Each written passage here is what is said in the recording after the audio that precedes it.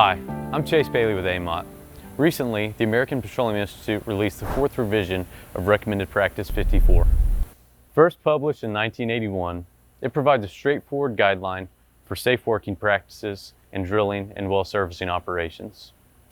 It's important to take note of Section 713, which covers internal combustion engine safety. Recommended Practice 54 states that emergency shutdown devices that will close off the combustion air should be installed on all rig and skid-mounted diesel engines. Recommended Practice 54 goes on to further state that these emergency shutdown devices should be function tested without load to determine that they're in proper working condition.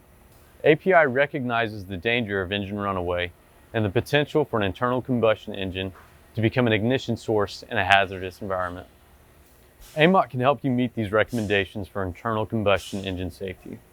We will assist you in selecting the correct emergency shutdown device for your engine and provide guidelines on how to properly function test this device. Engine runaway is a recognized danger in oil and gas operations, and automatic emergency shutdown devices are the only proven, reliable method to stop an engine once it's begun to run away.